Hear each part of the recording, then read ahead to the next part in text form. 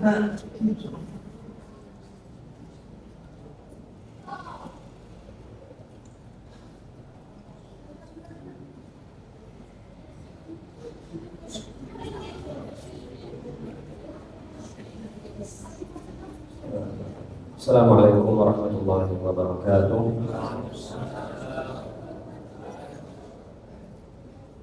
Innal hamdalillah nahmaduhu wa nasta'inuhu wa nastaghfiruh wa na'udzu billahi min shururi anfusina wa min sayyiati a'malina.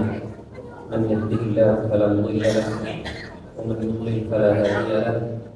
Wa asyhadu an la ilaha illallah wahdahu la syarika lahu wa asyhadu anna nabiyyana Muhammadan 'abduhu wa rasuluh wa safiyuhu wa khaliluh wa khiratuhu min khalqihi wa aminuhu ala wahyi ballagha risalata wa adda al-amanah wa nasaha al-ummah wa jahada fillahi haqqa jihadihi hatta atahu al-yaqin. Salawatullahi wa salamuhu alaihi wa ala alihi at-tayyibin at-tahirin wa sahbihi al-ghurri al-mayamin. Saudara sekalian, Bapak Ibu, saudara-saudari sekalian yang dirahmati oleh Allah Subhanahu wa taala, puji dan syukur tak jemu kita haturkan kepada Allah Subhanahu wa taala atas nikmat-nikmat beserta karunia-Nya dan taufiknya kepada kita semuanya. Allah berikan kesehatan kepada kita, Allah berikan kesempatan kepada kita, memudahkan langkah kita semuanya untuk bisa berkumpul di tempat yang paling mulia di atas muka bumi, yaitu Baitullah, dalam rangka acara yang juga mulia, yaitu majelis dzikir, majelis ilmu, majelis ilmu, di mana di situ kita mengingat Allah Subhanahu wa taala, bertakarrub kepada Allah Subhanahu wa taala. Harapan kita semoga apa yang kita dapatkan dari ilmu membuahkan amal dalam keseharian kita semuanya. Amin ya rabbal alamin. Lupa juga para jamaah sekalian yang dirahmati oleh Allah Subhanahu wa taala, bahwa kita saat ini masih saja berada di hari-hari yang mulia daripada bulan Muharram.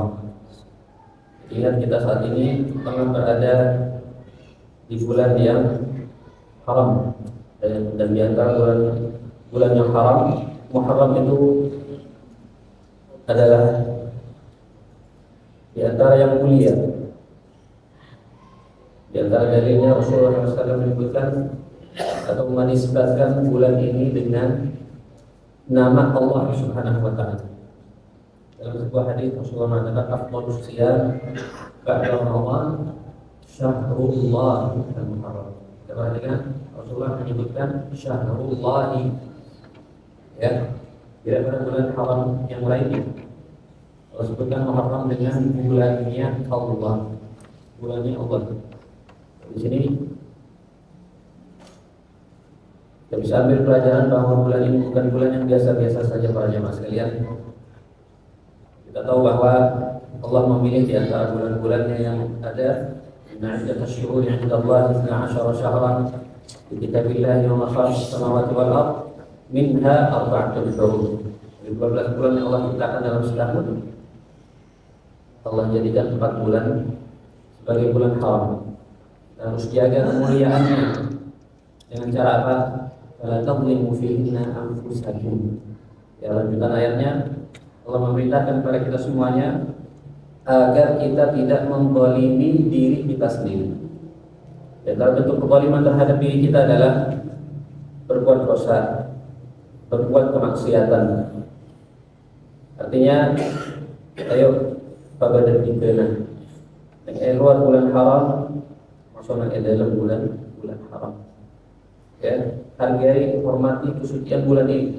Kalau Rasulullah katakan syahrullah, maksudnya adalah bulannya Allah. Ya, dan juga kita tahu bahwa amalan-amalan ibadah di bulan-bulan yang suci dan mulia itu tidak sama hitung-hitungannya dengan bulan yang lainnya. Ya, dengan bulan non haram. Ya, amalan lebih dilipat gandakan. Oleh karena itu ayo kita tetap semangat untuk terus bermotivasi mengamalkan amaliyah sunnah yang wajib juga jangan pernah kita sepelekan. Ya, makanya para ulama mengatakan bulan Muharram kita disunnahkan secara umum berpuasa di dalamnya. Ya, makanya Rasulullah pun sendiri mengatakan afdhalus shiyam ba'da Ramadan syahrullah al-haram. Dari puasa setelah Ramadan adalah bulan Allah al-Muharram, dan yang paling utama yaitu di tanggal 9 dan 10-nya. 10 yang paling akhir paling utama.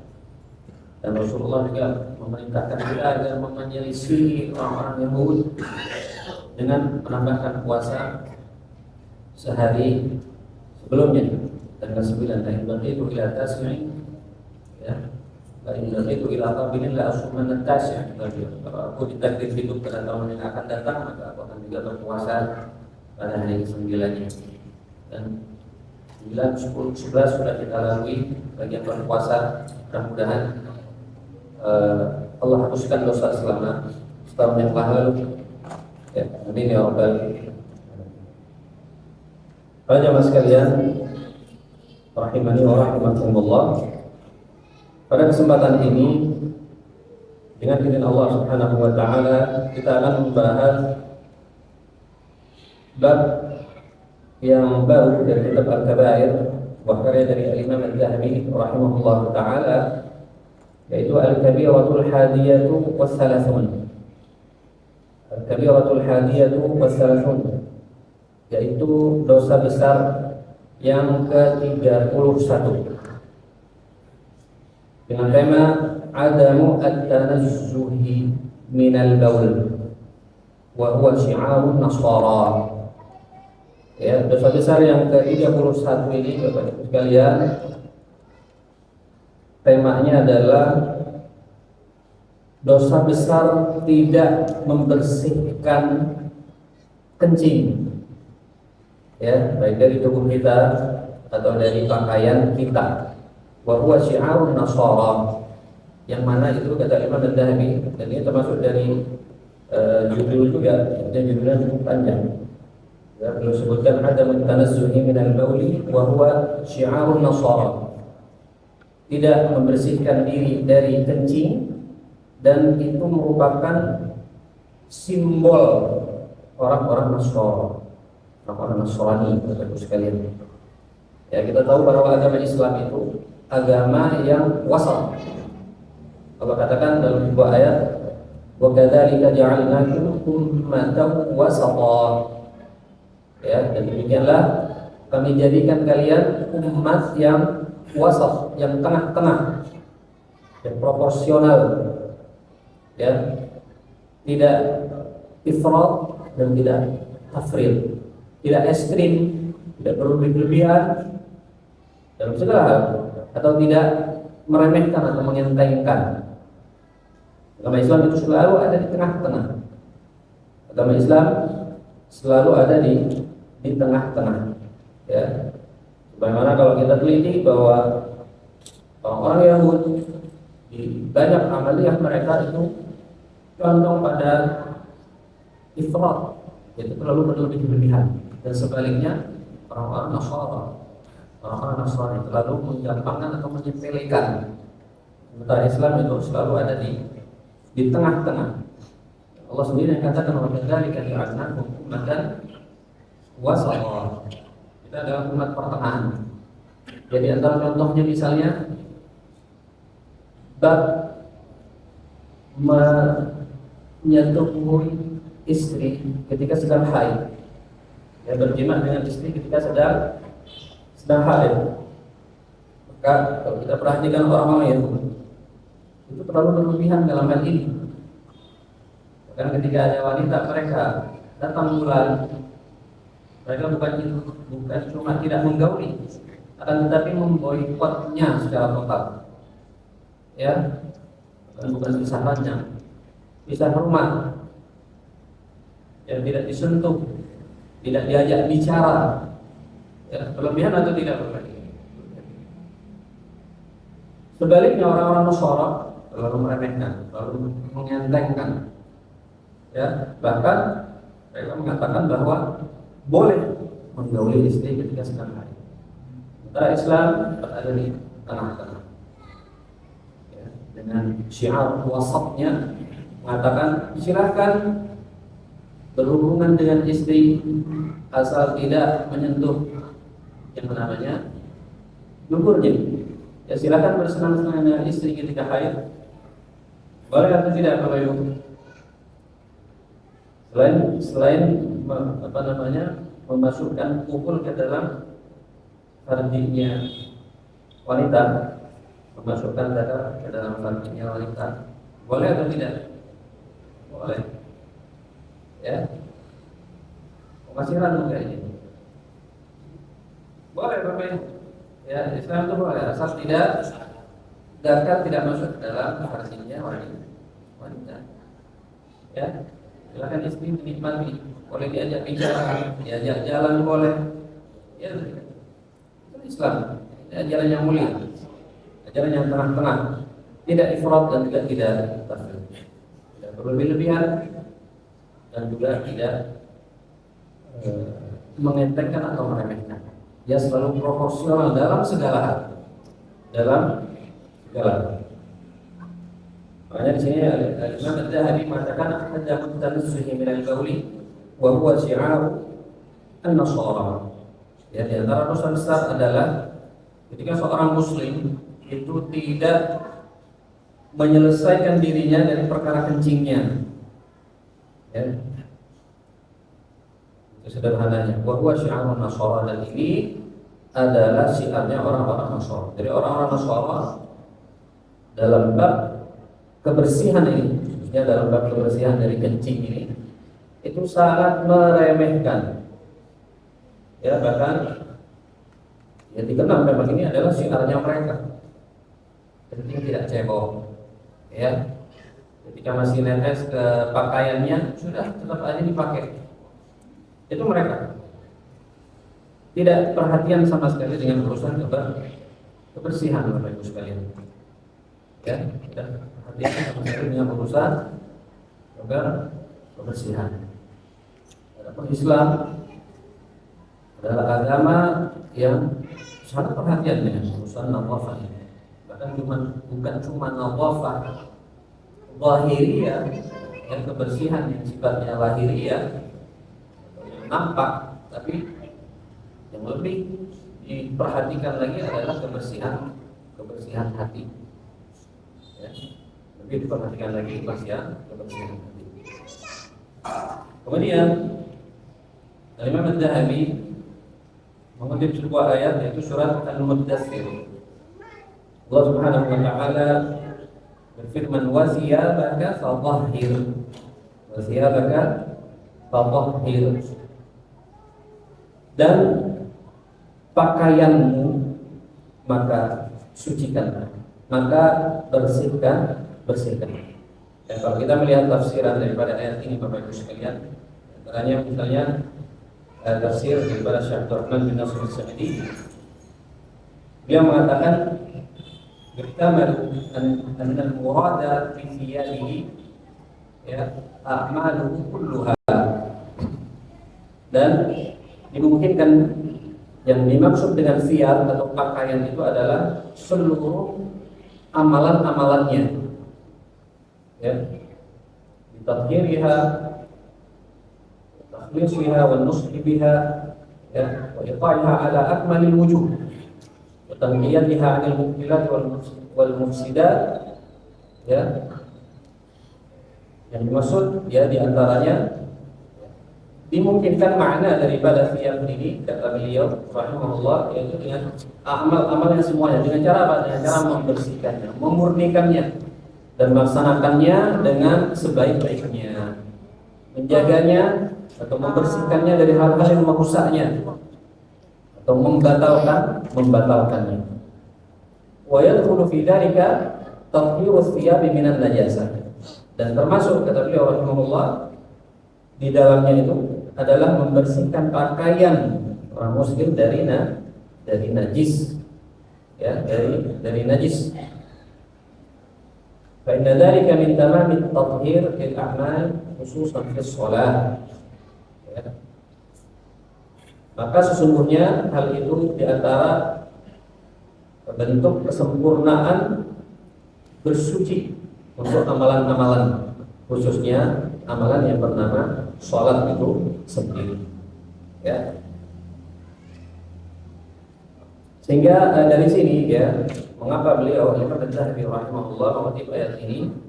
Karena di dalamnya ada faedah bahwa yang namanya kencing itu juga harus dibersihkan dari tubuh kita, dari kemaluan kita, dan juga dari pakaian kita. Nah, kita tidak sah Bapak Ibu sekalian kalau sholat sementara kita membawa najis. Pakaian yang kita kenakan itu ada najisnya, ya, atau tempat yang kita laksanakan sholat di situ ada najisnya. Oleh karena itu beliau di sini mengutip ayat tersebut. Kemudian beliau juga mengutip sebuah hadis. Waqala Nabi sallallahu alaihi wasallam, ya. Waqala Nabi sallallahu, jadi ada salah seorang sahabat yang bercerita bahwa Nabi pernah lewat di sebuah kuburan, marra bi qabraini, faqal, lewat dua kuburan, ya, hadis yang sangat terkenal sekali. Lalu beliau mengatakan kepada para sahabatnya, innahuma yu'adzabani, ya, innahuma yu'adzaban. Ini dua kubur sedang diazab oleh Allah Subhanahu wa taala. Ini dua kubur, orang yang ada di dalam ini sedang diazab, sedang disiksa oleh Allah Subhanahu wa taala. Wa ma yu'adzabani fi kabirin. Dan keduanya itu mereka tidak diazab karena sesuatu yang besar, ya, karena sesuatu yang dianggap manusia besar. Ingat, kabirin di sini bukan dosa besar maksudnya, ya. Artinya tidak benar kalau kita maknakan dua orang ini tidak diazab karena dosa besar. Tidak. Kalau dosa besar pasti diazab dalam kubur kalau dia tidak bertobat. Kabirin maksudnya di sini adalah besar di mata manusia. Artinya manusia melihatnya hal yang sepele, melihatnya hal yang kecil, itu maksudnya. Ya, amma ahaduhuma, yang satu ini, fakana la yastanzimu min baulihi. Adapun kubur yang satu ini, orang yang ada di dalam itu tidak tuntas kencingnya, ya, tidak tuntas kencingnya. Wa ammal akharu fakana yamshi bin namimati. Adapun yang satu lagi adalah orang yang dulu itu sering berjalan, ya, menukil ungkapan-ungkapan atau ucapan-ucapan orang dalam rangka memfitnah, ya, yamshi bin namimah, jalan ke sana kemari bawa berita-berita dalam rangka mengadu domba, ya, memfitnah orang lain, ya. Dari sini sudah bisa ambil pelajaran Bapak Ibu sekalian. Yang pertama adalah isbatu adzabil qabr, bahwa azab kubur itu ada, Bapak Ibu. Kita harus berlindung kepada Allah Subhanahu wa taala dari azab kubur, dari siksa kubur. Dari setiap sholat kita minta, ya, jika tasyahud akhir, Allahumma inni a'udzubika, ya, apa ada tidak ini banyak, insyaallah dirutinkan, ya, ya, dan azabul qabr. Kemudian berlindung juga fitnah mahya wal mamat, dari fitnahnya orang yang hidup dan orang yang mati, dari fitnahnya dajjal, ya. Yang pertama. Yang kedua adalah seseorang itu harus berhati-hati dan waspada terhadap perkara kencing ini, ya, terhadap perkara kencing. Dan kalau kita lihat riwayat-riwayat yang datang yang senada dengan ini, itu ada tiga versi, tiga referensi. Yang pertama dia katakan beliau katakan fakana la yastanzihu, yang pertama. Yang kedua la yastatiru. Yang ketiga la yastabri'u. Yang ketiga la yastabri'u. Ya, kalau la yastanzihu artinya dia tidak membersihkan dirinya dari kencing. Adapun makna la yastatiru, dia tidak menutup diri ketika sedang kencing. Ketika sedang kencing. Ya. Intinya seorang itu harus berhati-hati, ekstra berhati-hati bahkan terhadap perkara kencing ini. Dan karena ini di antara penyebab seorang muslim itu diazab oleh Allah Subhanahu wa taala, disiksa oleh Allah Subhanahu wa taala karena hal tersebut. Kita tahu kencing itu najis atau tidak? Najis, maka jangan pernah kita sepelekan urusan ini. Bahkan setelahnya, ya, setelah beliau mengutip hadis ini Imam Al-Zahabi, beliau di sini menyebutkan wa an Anas radhiyallahu anhu an Nabi sallallahu alaihi wasallam qala tanazzahu min al-bawl fa inna 'ammata 'adzabil qabr minhu. Dari Anas radhiyallahu anhu, adalah pelayan Nabi sallallahu alaihi wasallam, dari Nabi alaihi wasallam bahwa beliau pernah bersabda tanazzahu min al-bawl, ya, kalian harus membersihkan diri dari perkara kencing ini. Ya, tuntaskan urusan kencing, jangan sampai ketika sedang proses kencing letek kemendiman sehingga tidak terbasuh kencing tersebut. Ya, begitu juga harus tuntas, Bapak Ibu sekalian, kencing harus tuntas. Ya, jangan asal kencing terus selesai berdiri dan di tengah jalan masih ada yang keluar. Ya, dan nyata kita rasakan masih keluar, berarti itu kencingnya tidak tuntas namanya. Harus dituntaskan dan jangan pernah menyepelekan ini. Menyepelekan urusan ini termasuk orang Nasrani, ya, di antara bentuk menyerupai orang Nasrani. Ya, bertembang-tembangan dalam urusan ini. Dan kita juga tidak boleh berlebihan dalam hal ini sehingga muncul was-was. Kita kembali dalam hadis ini. Pertama mengatakan tanazzahu minal bauli fa inna 'ammata 'adzabil qabri minhu. Allahu akbar, ya. Hadis diriwayatkan oleh Imam Al-Daud. Dikatakan bersihkan diri kalian dari urusan kencing ini karena umumnya azab kubur, kebanyakan azab kubur itu dari hal itu, urusan kencing. Ya, ini maknanya bahwa banyak dari kaum muslimin mengentengkan hal ini. Ya, tidak menaruh perhatiannya terhadap hal ini, ya, tidak menaruh perhatian terhadap hal ini. Ya, makanya sebagai dari Allah Subhanahu wa taala kita tidak boleh mengentengkan, apalagi juga sebaliknya. Ya, sebaliknya kita terlalu berlebihan dalam hal itu sehingga datanglah was-was. Perlu saya rincikan sebenarnya perkara was-was. Ya, was-was itu adalah bisikan-bisikan dari syaitan, Bapak Ibu, yang sama sekali tidak memberikan faidah dan kebaikan kepada kita sebagai seorang muslim. Dan setan itu selalu yuwaswis fi sudurin nas, selalu memberikan was-wasah ke dalam hati kita semuanya sebagai seorang muslim, ya, bahkan kepada seluruh manusia.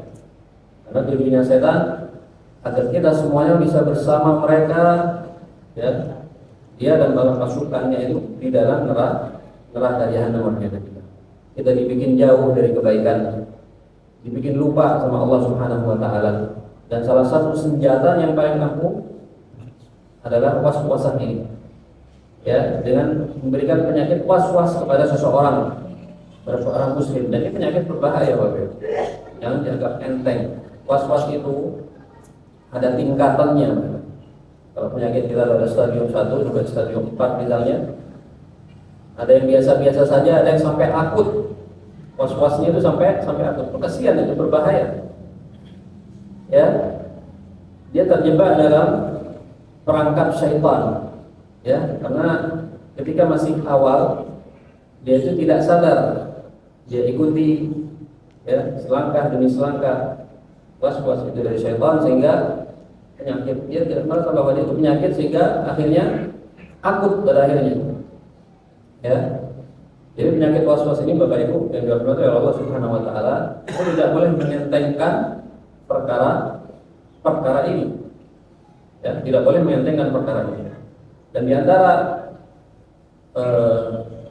gejala-gejala was-was itu yang paling sering, paling umum terjadi, atau banyak orang yang mengidapnya ini, di antaranya adalah ketika seseorang itu lama ketika beristinja, ya, lama beristinja, atau berwudu, atau mandi, ya, jadi kita bisa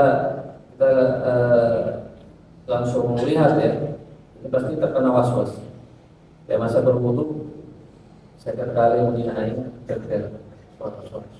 wudu apa mandi, tapi kita bingung orang mandi apa wudu, ya, maka setan itu terus menularkan penyakit ini, Bapak Ibu dirahmati Allah, itu sebelum melakukan ibadah, ketika melakukan ibadah itu, dan setelah melakukan ibadah, tidak berhenti, orang dibikin was-was, orang dibikin was-was, Bapak Ibu sekalian.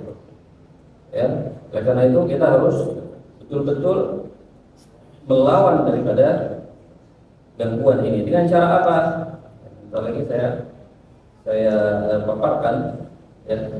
Dan ini, ya, sebab-sebab muncul daripada was-wasan ini adalah karena memang minimnya ilmu syar'i yang dimiliki oleh seseorang.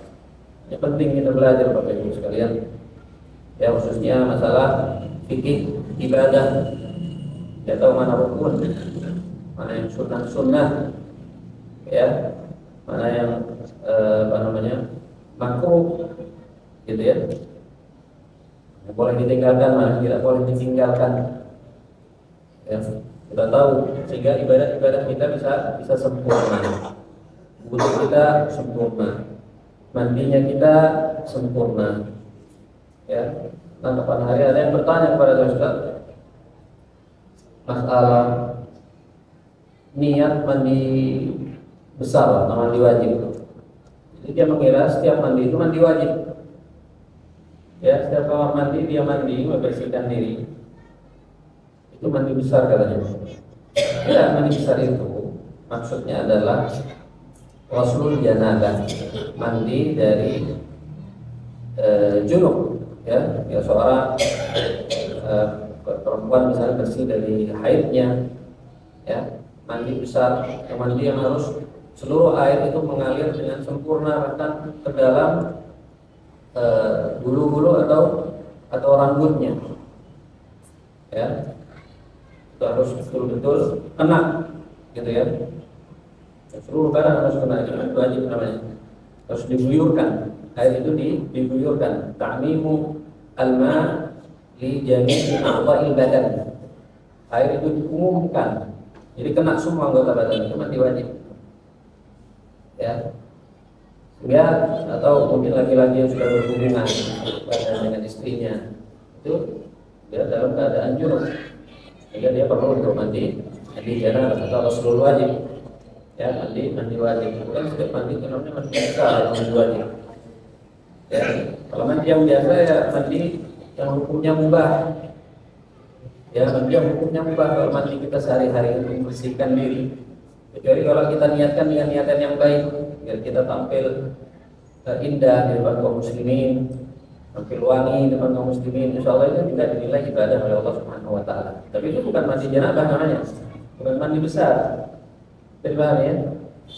Ya. Dan kembali pada pembahasan kita, ya, sebab-sebab munculnya was-was diantaranya memang karena minimnya ilmu syar'i yang dimiliki seseorang. Yang kedua adalah lemahnya iman. Seorang muslim itu imannya bisa naik, bisa turun. Iman yazid wa yanqus. Ya, karena lemahnya iman, jadi gampang diganggu oleh syaitan. Kemudian al-ghaflah, ya, lalai dari mengingat Allah Subhanahu wa taala. Begitu juga di antara sebabnya adalah dha'ful aql, karena akal yang lemah. Ya, lemahnya akal seseorang ini yang gampang terkena penyakit was-was ini, terkena penyakit was-was. Yang kelima adalah dia tidak bergaul dengan orang-orang yang saleh, yang punya ilmu, yang agamanya baik, ya teman-teman tongkrongannya adalah orang yang menjauhkan dirinya dari Allah. Ya kalau kumpul sama dia lupa urusan agama, urusan kerja, ya. Yang ada yang dibahas urusan dunia, ya. Ini adalah sebab munculnya was-was. Begitu juga dia tidak ittiba kepada Rasulullah Shallallahu Alaihi Wasallam. Dia tidak mencontoh Nabi Shallallahu Alaihi Wasallam. Ya. Dan antara gejalanya, bagaimana saya katakan tadi, di antaranya itu adalah dia lama ketika melakukan istinja. Dulu dia mandi juga. Nah, saya dulu ketika belajar di Jamiatul Ahqaf itu di Yaman, saya punya teman anaknya dia Gus kan, di orang Jawa. Dia itu kalau wudhu lama setengah jam paling cepat. Jadi kita pasti antri urusan nunggu orang ini satu. Wudhu dia bukan mandi. Keluar kadang masuk lagi. Keluar masuk lagi. Ya. Keluar masuk lagi. Jadi kena was-was jelas. Padahal ini orang masya Allah. Karena ini orang. Dia itu Allah pintar ini orang. Kepalanya banyak. Kepala baik, mata sifatnya gitu. Ya itu terkena penyakit was-was. Ya. Karena dia itu sholat diganggu oleh setan. Terus ada dia merasa bahwa ini tidak masuk air, atau dibikin lupa. Sudah sampai kaki ini kayaknya usap kepala belum, atau ini tidak sampai sempurna, diulang lagi. Ketika beristinja juga, ya ketika mengusap atau membersihkan kencing, merasa bahwa ada yang masih nempel, yang membersihkan BAB kita. Terus setan itu memberikan was-was. Intinya bagaimana kita itu bisa jauh dari ibadah. Akhirnya kita capek. Ya, orang sudah mengidap was-was ini. Dia capek untuk melakukan ibadah, dan ini sesuai dengan target setan. Orang capek, lemah, sehingga dia meninggalkan ibadah secara totalitas. Apapun itu, yang paling sering adalah wudhu. Dan di dalam sholat pun sama. Dalam sholat sama. Kalau sudah tasyahud misalnya, tasyahud awal, dia bilang takbiratul sudah belum ya? Jangan mungkin enggak yang tadi gitu ya. Karena ini rukun ya, takbir harus diwasalkan. Terus digerayakan oleh setan. Ya. Kalau terus diikuti itu tidak akan selesai berikutnya. Ya, makanya Allah Subhanahu wa taala dalam Al-Qur'an mengatakan ayat ayat zaman naka minasyaitani nasrun fasta'id billah. Kalau ada bisikan-bisikan syaitan, gangguan-gangguan yang ada dari syaitan untuk membisikkan was-was ini, maka bersegeralah mengucap a'udzu billahi minasyaitonir rajim, berlindung kepada Allah Subhanahu wa taala dari syaitan yang terkutuk. Ya. Berlindung kepada Allah Subhanahu wa taala dari syaitan yang terkutuk. Ya. Di antaranya juga misalnya dia mengulang-ulang huruf ya dalam melafalkan bacaan Al-Quran, doa-doa sholat dan yang lainnya. Ya, ganti baju juga misalnya, merasa bahwa ini ada najisnya, ya, ganti sarung ini masih ada najisnya. Terus itu adalah was-wasan dari syaitan. Itu adalah was-wasan dari syaitan. Begitu juga dalam hal akidah. Jadi semua ranah syaitan itu masuk. Dalam hal ibadah dia masuk. Ya, jadi kalau orang itu pernah penyakit was-wasan ini dalam hal muamalah, dalam hal transaksi, begitu juga dalam hal akidah, dalam hal keyakinan.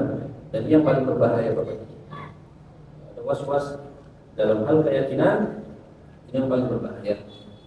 Ya, yang muncul dalam benaknya, ya, bagaimana ini bisa ada? Siapa yang menciptakan ini dan itu? Pada akhirnya nanti orang ini bertanya siapa yang menciptakan Allah. Dan itu termasuk dalam hadis. Kalau ada bisikan-bisikan seperti ini, was-was yang seperti ini, maka segeralah beristi'adzah, segeralah meminta perlindungan kepada Allah Subhanahu wa taala dari syaitan. Ya. Bahkan ketika dalam sholat, ketika kita merasa ada was-was dari syaitan, ya, itu kita beristi'adzah di dalam sholat boleh. Ya, alhamdulillah minasyaitonir rajim. Bahkan kita dicontohkan oleh Nabi kita yadkhul an yasarihi thalatha. Yadkhul itu meludah kecil ya. Ya, apa ya? Mungkin arfusnya ya, secoba. Dan dulu memang masjid itu kan bukan seperti saat kita sekarang ya. Masjid itu dulu masih tanah gitu ya, masih pasir. Jadi kita pun sunnah seperti itu ya. Mungkin kalau kita sekarang ya jangan terlalu berlebihan kalau memang datang was-wasan ya, atau bahkan menjadikan kerja dan yang tersebut adalah sebagai sebelah kirinya ya, itu tidak boleh. Mungkin kalau ada tisu pakai tisu itu boleh pakai tisu sekalian ya. Isti'adzah minta perlindungan kepada Allah Subhanahu wa taala. Artinya baru rakaat pertama baru rukuk tidak sudah pikiran kemana-mana itu, atau lupa ini dan itunya. Jadi niat enggak gitu. Dan ketika rakaat ketiga dari tasyahud atau tidak, terus itu dari syaitan ya. Itu namanya was-wasan. Kalau muncul hal-hal seperti itu, maka silakan isti'adzah, minta perlindungan kepada Allah Subhanahu wa taala dari syaitan, daripada syaitan. Ya. Maka Bapak Ibu yang dirahmati oleh Allah Subhanahu wa taala, was-was ini bukan hal yang sepele ya. Banyak orang terkena penyakit ini. Disadari atau tidak? Disadari atau tidak? Ya. Kalau kaitannya kita dengan kencing, ya. Urusan kencing pun juga banyak orang bikin was-was sama syaitan. Dan sudah kencing, sudah tuntas, sudah jongkok, sudah berdaham, ya, sudah yakin tuntas keluar kamar mandi, sudah 10 langkah balik lagi, kayaknya ada yang netes. Ada tidak yang seperti ini? Itu was-was namanya. Itu harus dilawan. Kalau kita sudah yakin dan kita tidak ada penyakit, hanya karena tador, ya, mohon maaf, itu aman kita. Ya, padahal kalau kita lihat celana dalam aman, tidak ada apa-apa. Ini was-was harus dilawan. Alhamdulillah minasyaitonir rajim. Harus kita yakin bahwa itu adalah bentuk was-was dari syaitan. Dan peraturan Tuhan tidak bisa dilawan dengan sebuah keyakinan. Ya. Dan setan itu kembali lagi tujuannya agar ibadah itu dibikin susah. Ya, sehingga orang lari daripada ibadah itu sendiri. Padahal Rasulullah mengatakan inna dina yusrun, agama ini mudah. Wala yushadda dina ahadun illa qalabahu. Ya, dan tidak ada orang yang menjadikan agama ini susah kecuali dia akan kalah pasti. Karena agama Allah jadikan syariat kita ini, syariat Islam adalah syariat yang mudah dan bermanfaat untuk pemeluknya. Dan belum.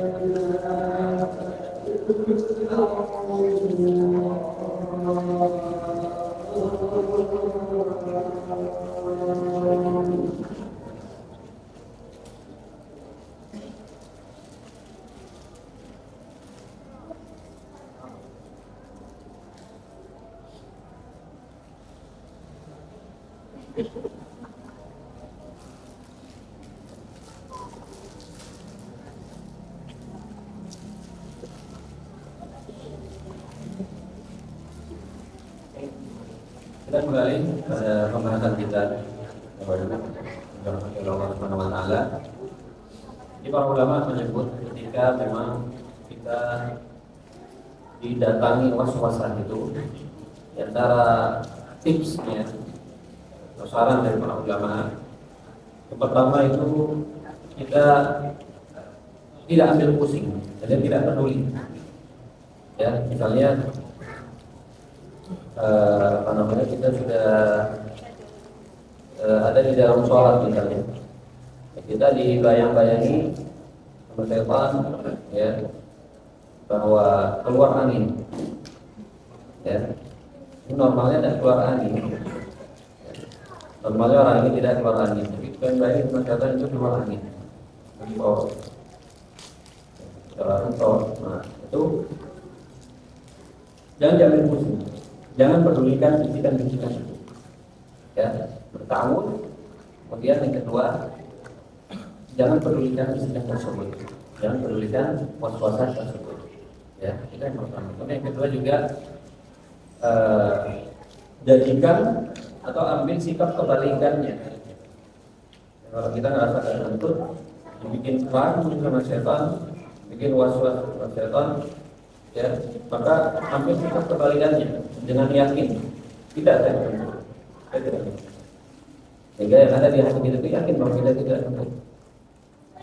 Ya, isti'adzah dulu, jangan pedulikan dan ambil sikap kebalikan. Ambil sikap kebalikan. Artinya hal itu harus dilawan dan kita harus berlatih dengan sabar. Apalagi yang sudah akut ini. Ya, disadari atau tidak. Nah, setelah ikut kajian ini kita harus sadar dan ingat tidak boleh berlebih-lebihan. Nanti setan juga akan memberikan was-wasan kepada antum agar berlebih-lebihan. Ya, makanya pernah ada seorang mengadu kepada Nabi SAW bahwa dirinya itu ketika sholat dibisiki was-was setan, bahwa dibayangi bahwa dia itu mengeluarkan kentut. Ya, maka apa kata Nabi SAW? La yansarifu hatta yasma'u sautan ya aw yashum rihan. Ya, jangan bergerak, jangan batalkan sholatnya sampai kamu betul-betul mencium bau, ya, atau mendengar suara kentut itu. Ya, ini yang sudah khususnya yang sudah mengidap penyakit was-was itu ya. apalagi yang takut. Ya, dilawan diantara dengan cara itu. Enggak, saya tentu. Dan itu harus berlatih dengan sabar. Harus berlatih dengan sabar. Ingat, setan itu tidak pernah lengah dari kita, Bapak Ibu sekalian. Dan ini penyakit waswas adalah penyakit yang paling ampuh yang setan gunakan untuk kita. Bahkan bukan dalam hal ibadah, saya tekankan sekali lagi, dalam hal muamalah dan juga dalam hal keyakinan kita dibuat bingung, dibuat ragu, bahkan terhadap agama kita, terhadap kerasulan Nabi, ya, dan lain sebagainya. Nasallallahu alaihi wasallam. Kemudian kita kembali pada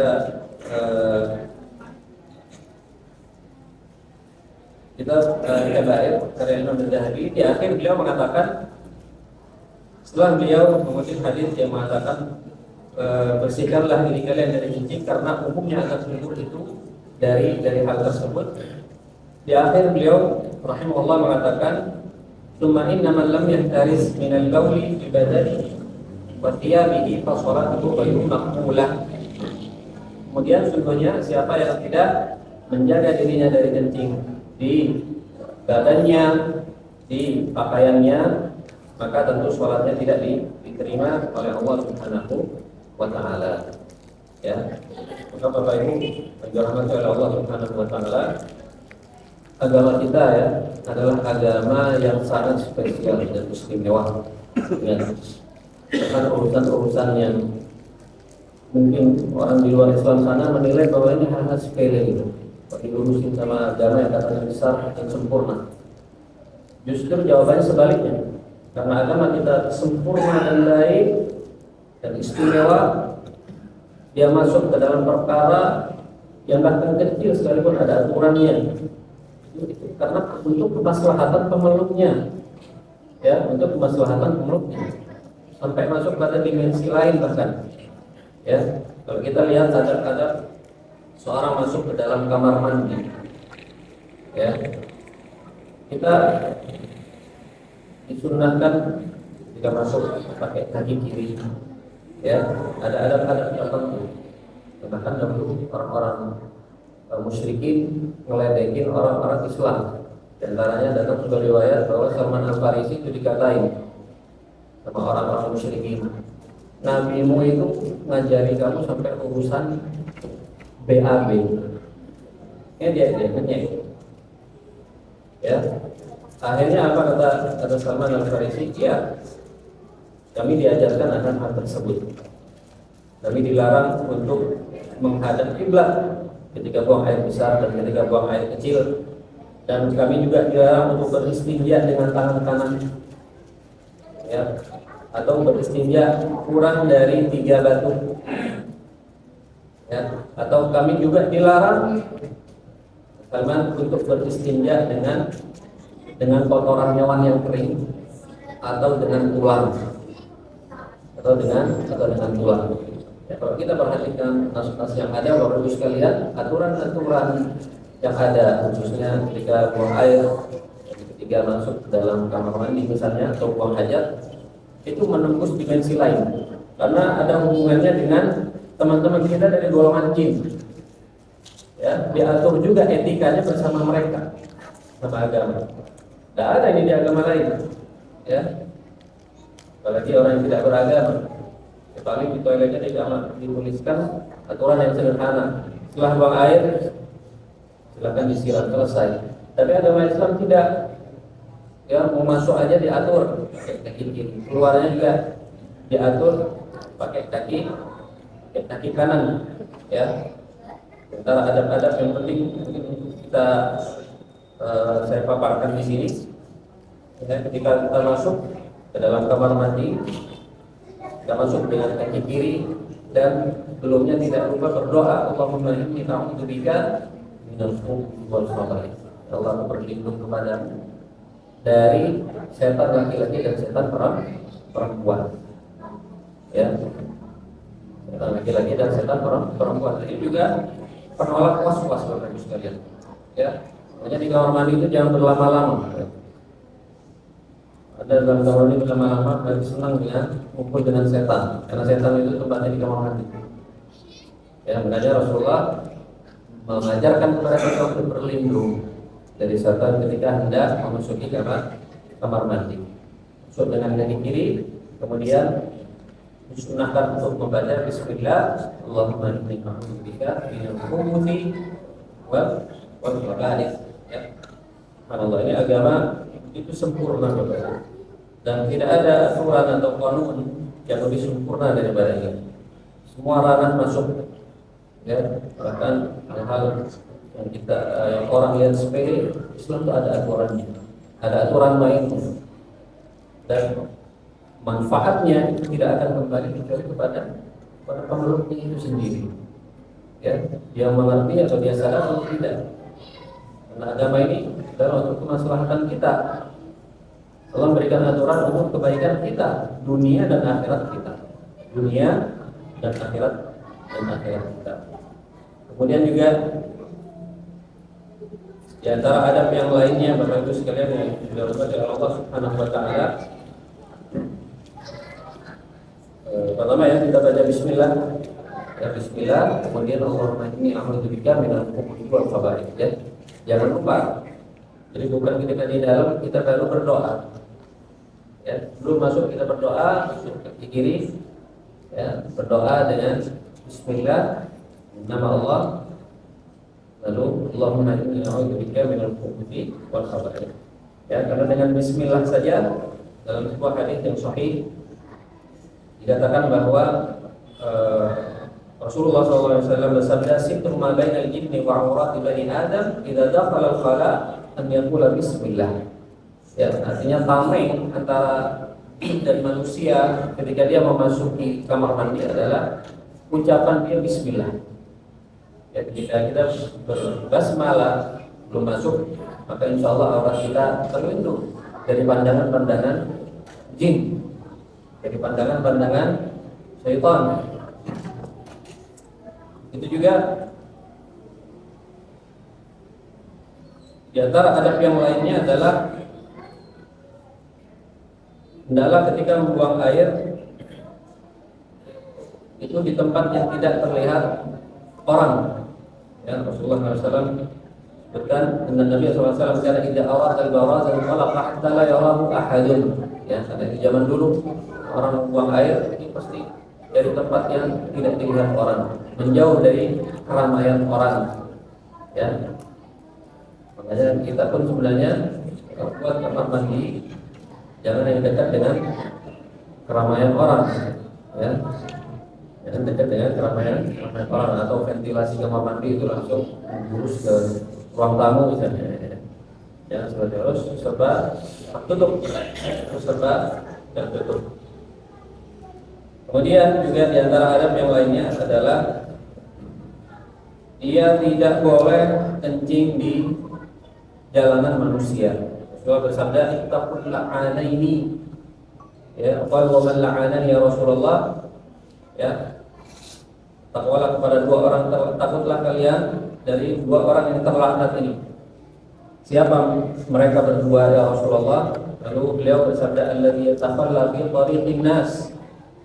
Itu orang yang buang air di jalanan manusia, atau orang yang buang air di tempat berteduhnya mereka. Ya, ini dua orang yang terlaknat itu, mengganggu sekali. Itu juga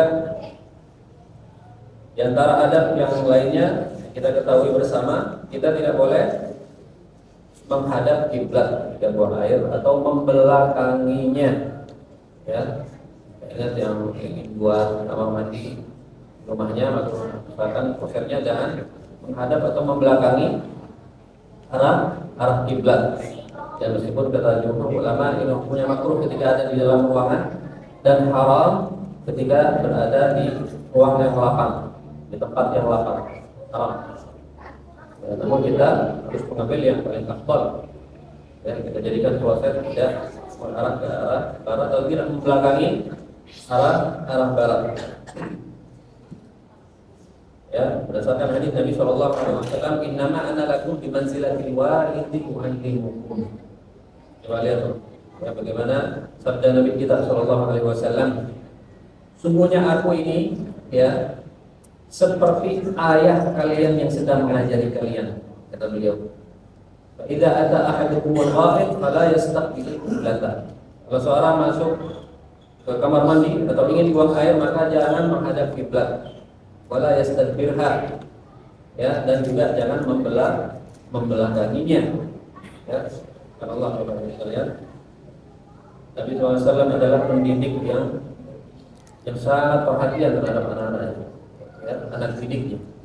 Ya, itu para sahabat, ya, ditangani langsung oleh beliau dari madrasah Nabawiyah, madrasah yang paling mulia, yang mencetak generasi yang sangat luar biasa, membuka wilayah-wilayah hingga Islam itu sampai di sini.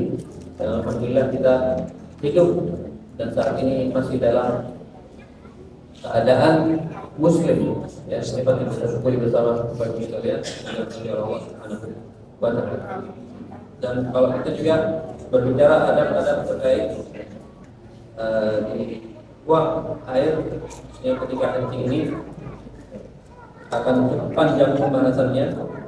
Yang intinya dari pembahasan kita saat ini dari kitab Al-Kabair ini karya Imam Az-Zahabi rahimahullah, di antara dosa besar adalah adamut tanazzuhi minal bauli wa huwa min syi'ar an-nasara. Itu di antara dosa besar orang yang tidak perhatian dengan urusan kencingnya, alias orang yang tidak tuntas dengan kencingnya, lalu dia bawa untuk beribadah, ya, bajunya dipakai untuk sholat, ya, atau tempat sholatnya itu juga terkena najis, ya. Orang seperti ini tergolong orang termasuk dosa besar yang harus kita berlindung darinya, minta kepada Allah perlindungan darinya. Dan itu juga merupakan sifatnya orang Nasrani. Orang Nasrani meremehkan, menyepelekan perkara tersebut, ya. Tidak, artinya mereka abai dengan urusan kebersihan, khususnya urusan najis tadi, urusan najis. Dan saya ingatkan kembali, jangan sampai kita berlebihan. Ya, kita adalah umat yang wasat, umat yang tengah-tengah. Ya, jangan sampai puasa itu mengganggu kita sehingga kita berlebihan. Ya, itu saja efeknya. Ya, jangan seperti itu. Ya, tadi sudah saya paparkan bagaimana cara melawannya. Kita beristi'adzah kepada Allah Subhanahu wa Ta'ala, kita perlindungan kepada Allah dari syaitan yang terkutuk. Kita jangan pedulikan waswasa itu, ya, lawan dengan sikap kebalikannya, dan kita harus terus berlatih dan bersabar untuk terus mengalahkan syaitan, ya, terus mengalahkan waswasa dari syaitan tersebut. Baik, kita cukupkan di sini. Qul hadza wa astaghfirullahaladzim. Subhanallahumma wa bihamdihi, asyhadu an la ilaha illa anta, astaghfiruka wa atubu ilaik. Wassalamualaikum warahmatullahi wabarakatuh.